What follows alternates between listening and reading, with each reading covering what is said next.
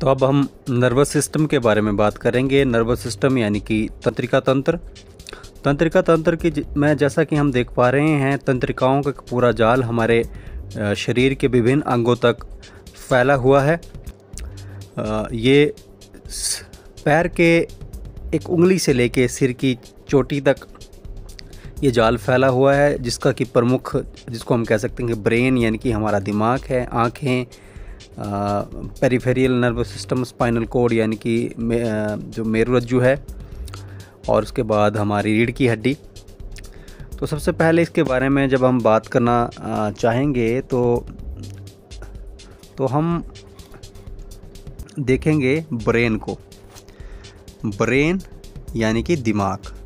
तो ये रहा हमारा ब्रेन यानी कि दिमाग। तो ब्रेन में काफ़ी सारे हिस्से होते हैं। ये एक मांसपेशी है। अगर आधारभूत तरीके से देखा जाए तो ये एक मांसपेशी है। मांसपेशी का काम क्या रहेगा? इस मांसपेशी का काम है सोचना, समझना, तर्क करना, सपने देखना, हमारे शरीर के विभिन्न अंगों को संचालित करना, उनको गाइडलाइन देना, डायरेक्शन देना। और इसको हम पूरे शरीर का मास्टर भी कहते हैं। ये शरीर हमारे शरीर का कोमल अंग भी है। अगर ये ना हो तो हमारा शरीर जो है बहुत तरह की परेशानियों में पड़ सकता है। तो ये हम देख पा रहे हैं पेरिटियल लोब और frontal lobe, occipital lobe, temporal lobe, cerebellum, pons, medulla oblongata. तो ये कुछ महत्वपूर्ण हिस्से हैं। अगर आगे का मस्तिष्क, पीछे का मस्तिष्क, बीच का मस्तिष्क, सेरेबेलम, पोन और मेडुला ऑब्लोंगेटा, और बीच का जो एक मध्य हिस्सा है जो दाएं मस्तिष्क और बाएं मस्तिष्क को आपस में जोड़ता है। तो ये देख पा रहे हैं मस्तिष्क का एक पूरा हिस्सा। देखिए, ये सामने का हिस्सा, सामने के दो हिस्से, लेफ़्ट और राइट, दायां और बायां।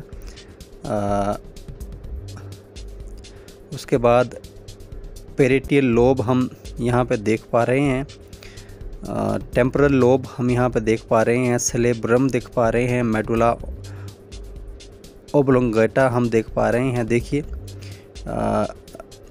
जो कि जिसको कहते हैं सिर के पीछे की तरफ होता है, और ये वो नली है जो कि रीढ़ की तरफ देख पा रहे हैं। तो ये रहा दिमाग। और मस्तिष्क के बाद जो बारी आती है वो बारी आती है आइज़।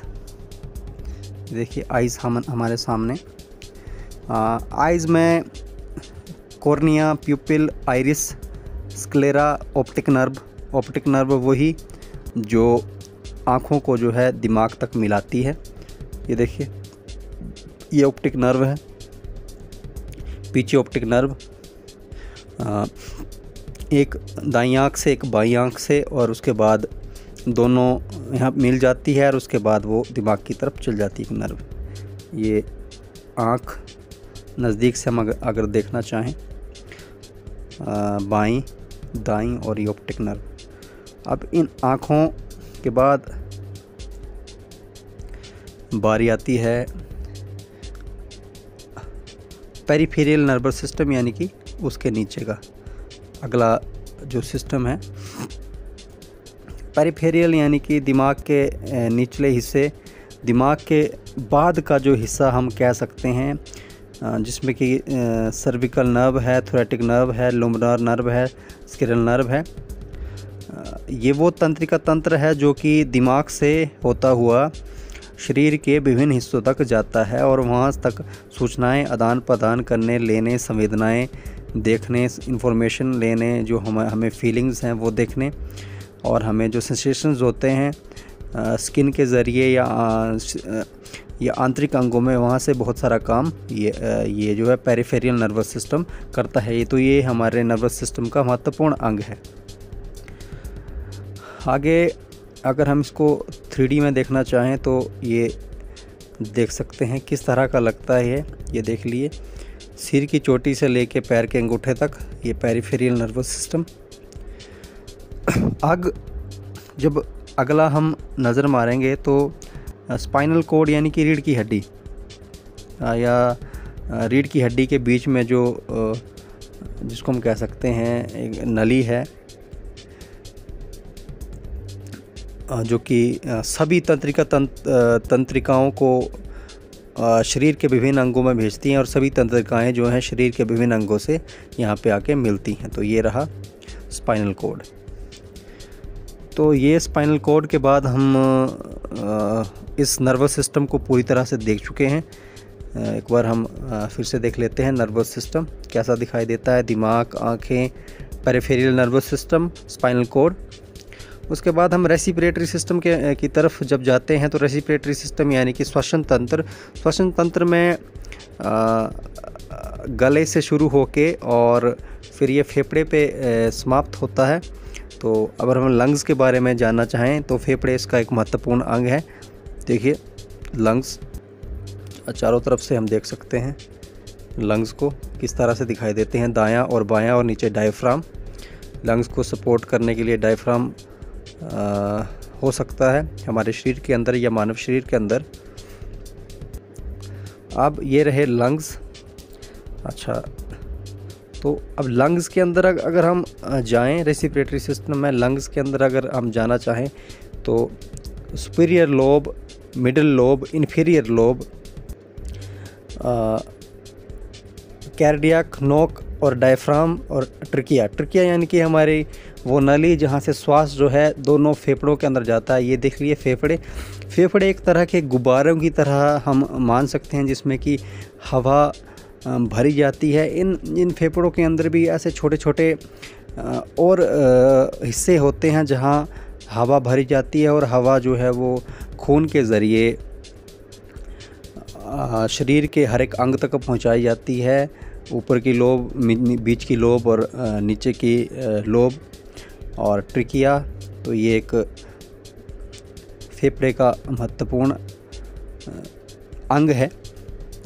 रेस्पिरेटरी सिस्टम में फेफड़े ही आते हैं और रेस्पिरेटरी सिस्टम के बाद अगला जो तंत्र है वो है स्केलेटन।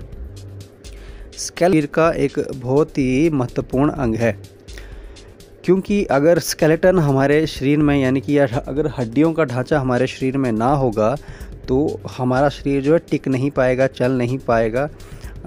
और जैसे मान लीजिए कि अगर घर में अगर हमने ईंटें, सरिया इत्यादि प्रयोग नहीं किया होगा तो घर ढह जाएगा बिना सरिये के। तो उसी तरह से ये हमारे शरीर में सरिये का काम करता है और ये टिकाने का काम करता है।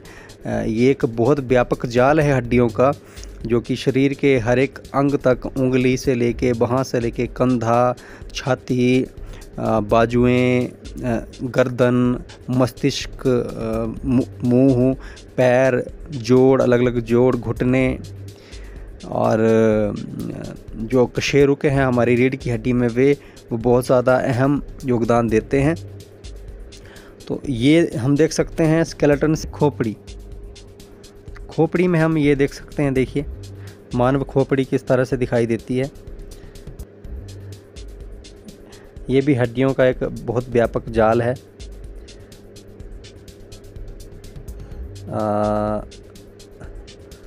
स्कल यानी कि खोपड़ी, जिसमें कि दिमाग सुरक्षित रहता है।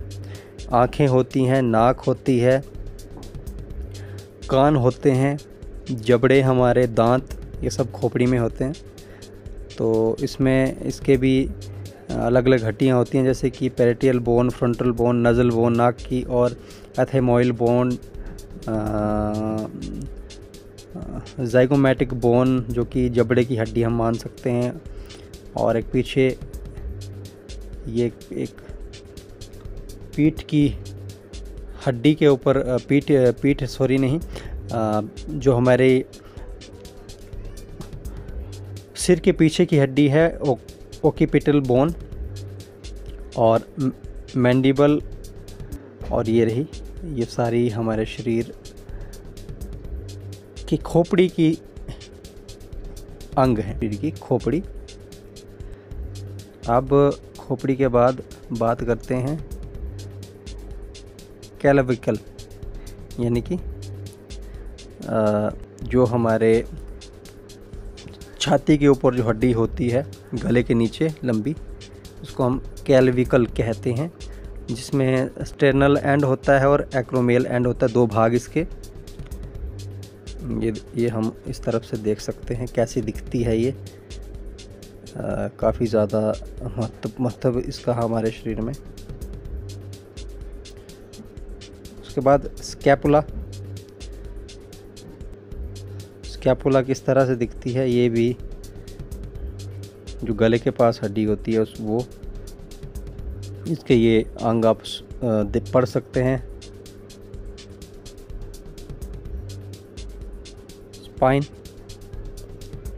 स्पाइन में अलग अलग वर्टेब्रा होते हैं, अलग अलग कशेरुक होते हैं। दरअसल ये सीधी नहीं होती, बल्कि कुछ मनके होते हैं, मनके हम कहते हैं, जो कि आपस में जुड़े रहते हैं। लुम्बनर वर्टेब्रा, सैक्रम वर्टेब्रा, थोरक वर्टेब्रा और सर्विकल वर्टेब्रा। और वर्टेब्रा यानी कि कशेरुक या हड्डियों का वो अंग जो जुड़कर एक हमारी रीढ़ की हड्डी बनाता है।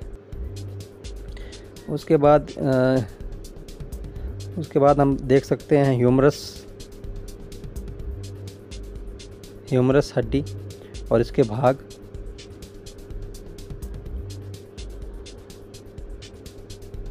रिब केज, यानी कि जिसमें हमारे फेफड़े रहते हैं। 7 और 8 से 12 रिब केज, और ये बीच में इसकी हड्डी देखिए किस तरह का इसका स्ट्रक्चर रहता है। इस रिब केज में फेफड़े काफ़ी सही तरीके से सुरक्षित रहते हैं। फेफड़ों को संभालने के लिए बहुत ही सुंदर स्ट्रक्चर प्रकृति के द्वारा बनाया गया है। और स्पाइन की हम बात करते हैं, फोर आर्म की हड्डी, यानी कि आगे के बाजू की हड्डी, 2 हड्डियां होती हैं और नाम आप पढ़ सकते हैं स्क्रीन पे। उसके बाद हाथ पे भी अलग अलग तरह की हड्डियां होती हैं। बहुत ही कम्प्लेक्स जाल है, काफ़ी तरह की हड्डियां होती हैं इसमें। ये देखिए, ये हम देख सकते हैं। एक उंगली में लगभग 4 हड्डियों तक होता है और पीछे उसके जोड़, 4 हड्डियां और पीछे जोड़।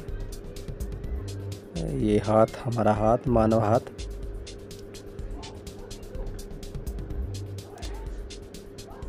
पेल्विस, तो ये रही पेल्विक बोन या पेल्विस, वो एरिया जहाँ पर अधिकतर समय पर मूत्र त्याग संस्थान या फिर दूसरा जो मल त्याग संस्थान है उसका हिस्सा होता है।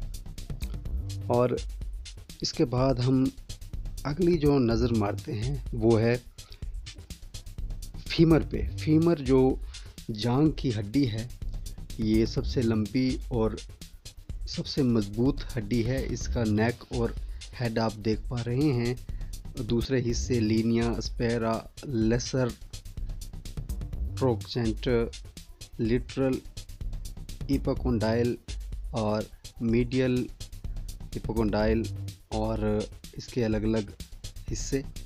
यहाँ पे अगर हम अगली हड्डी पे नज़र मारें तो ये क्रस है। क्रस यानी कि लोअर लेग, नीचे की टांग, उसके साथ की हड्डी फिबुला, टिबिया और फिबुला,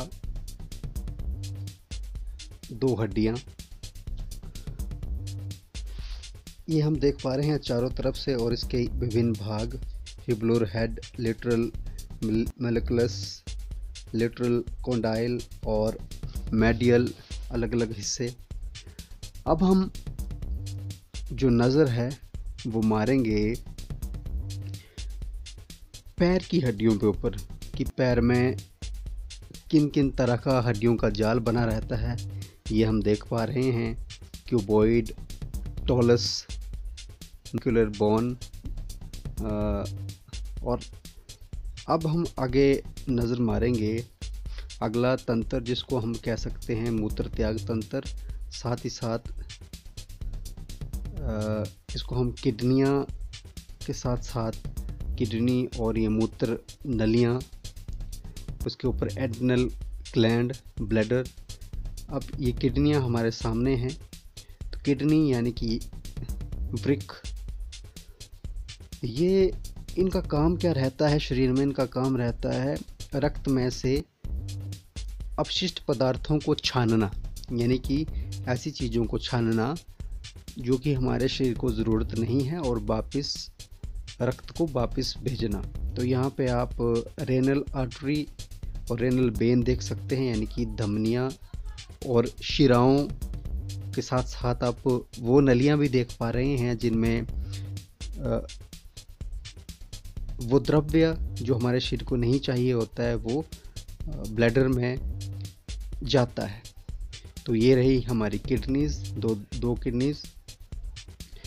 अच्छा, आगे के हिस्से में हम नज़र मारेंगे यूरेटर, यानी कि उस नाली के ऊपर जिनमें से होके मनुष्य का मूत्र जो है वो इकट्ठा होता है ब्लैडर में। ब्लैडर यानी कि मूत्राशय भी हम उसको कह सकते हैं, जहाँ पे मूत्र इकट्ठा होता है। ये दो नालियाँ देख पा रहे हैं, छोटी छोटी वो नालियाँ जो कि वृक्क में से निकलती हैं। आगे हम ब्लैडर नेक या यूरिनरी ब्लैडर या मूत्राशय की ओर नज़र मारते हैं। ये दो नालियाँ जो कि मूत्राशय में मूत्र को भरती हैं और अलग करती हैं। अगर देखना चाहें, आगे की तरफ देखना चाहें,